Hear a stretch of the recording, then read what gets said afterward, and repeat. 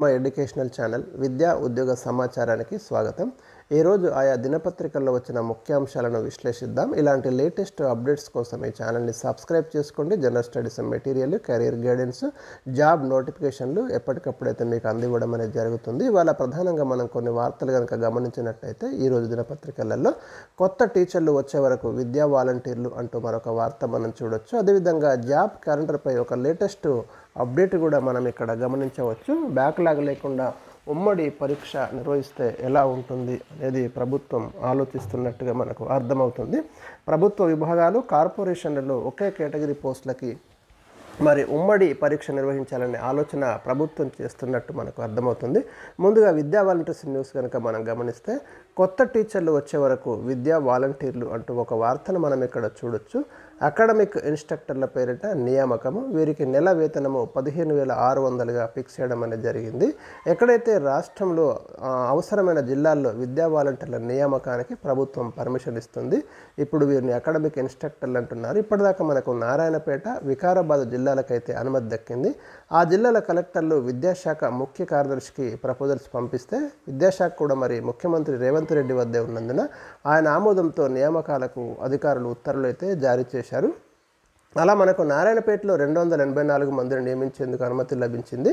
అయితే కొన్ని చోట్ల అధికంగా టీచర్లు ఉన్నందున వారిని అవసరమైన చోట్లకు డిప్యుటేషన్పై పంపిస్తామని పాఠశాల విద్యాశాఖ సంచాలకుడు తెలిపారు. 233 మందిని నియమించుకోవాలని సూచించారు. వారిని కూడా 3 నెలల పాటు లేదా కొత్త టీచర్లు వచ్చే వరకు మాత్రమే అపాయింట్ చేసుకోమని చెప్పడం జరిగింది.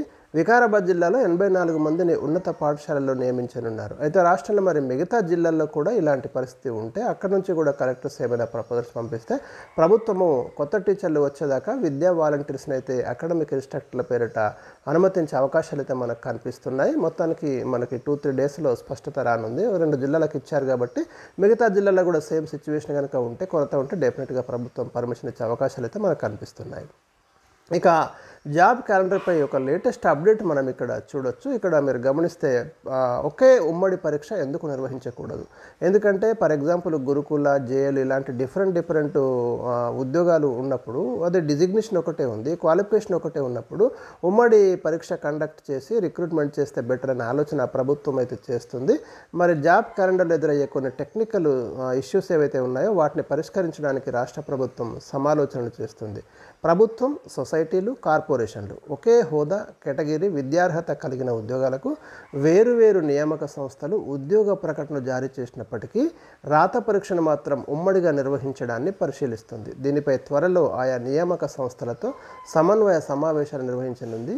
ఈ మేరకు జాబ్ క్యాలెండర్లో ఒకే కేటగిరీ, హోదా, విద్యార్హతతో కూడిన నోటిఫికేషన్ల వివరాలు సమీకరిస్తుంది.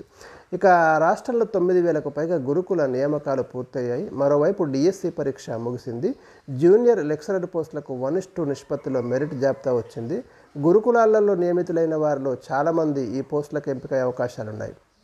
దీంతో గురుకుల పోస్టులు తిరిగి మరి బ్యాక్లాగ్ అయ్యే ప్రమాదం ఉంది. డిగ్రీ కళాశాలలు, గురుకుల degree lecturer, librarian, physical director, ఇతర తత్సమాన స్థాయి పోస్టులకు వచ్చే ఏడాది జూన్లో టీజీపీఎస్సీ, గురుకుల నియామక బోర్డులు వేరువేరుగా ఉద్యోగ ప్రకటనలు జారీ చేయనున్నాయి. ఈ పోస్టులకు విద్యార్హతలు ఒకటే. అయితే 2 నియామక సంస్థలు ఒకే సమయంలో వేరువేరుగా నిర్వహిస్తే పరీక్షల మధ్య గడువు సమస్యలు తలెత్తాయి. ఈ నేపథ్యంలో ఉమ్మడి పరీక్ష నిర్వహించడంపై నియామక సంస్థలు ప్రభుత్వంతో చర్చించనున్నాయి.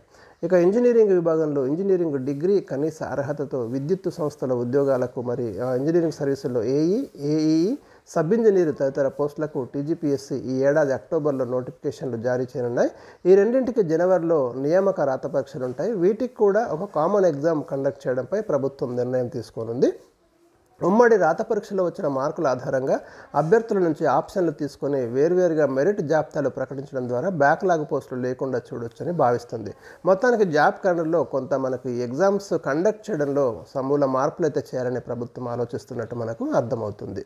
ఇక నెక్స్ట్ వార్త చూస్తే అగ్రికల్చర్ డిగ్రీ కాలేజీల అడ్మిషన్లు సురు అంటూ ఒక వార్త మనం చూడొచ్చు. మహాత్మా జ్యోతిబా పూలే తెలంగాణ వెనుకబడిన తరగతుల సంక్షేమ వ్యవసాయ మహిళా డిగ్రీ కళాశాల జయశంకర్ యూనివర్సిటీకి అనుబంధంలో ఫస్ట్ ఇయర్లో అడ్మిషన్ల కోసము అప్లికేషన్లు అంటే అగ్రికల్చర్ కోర్సులో అప్లికేషన్లు ఈ నెల 12 నుంచి అందుబాటులో ఉంటాయని గురుకులాల సెక్రటరీ వెల్లడించారు. ఈఏపీ సెట్ 2024 ఏదైతే ఎంసెట్ స్థానంలో దీన్ని కండక్ట్ చేయడం జరుగుతుంది. దీనిలో ప్రవేశ పరీక్షలో అర్హత సాధించిన విద్యార్థినులు ఈ వెబ్సైట్ ద్వారా అప్లై చేసుకోవాలని శనివారం ఒక ప్రకటనలో తెలిపారు.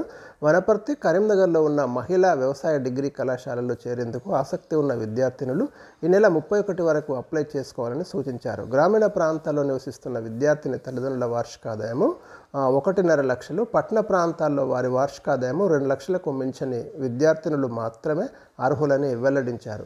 ఇది మనకు ఈ అగ్రికల్చర్ అడ్మిషన్లకు సంబంధించిన లేటెస్ట్ అప్డేట్. సో మరి ఈరోజు ఈ వార్తలతో మీకు అందించడం జరిగింది. వీడియోను లైక్ చేయండి, షేర్ చేయండి.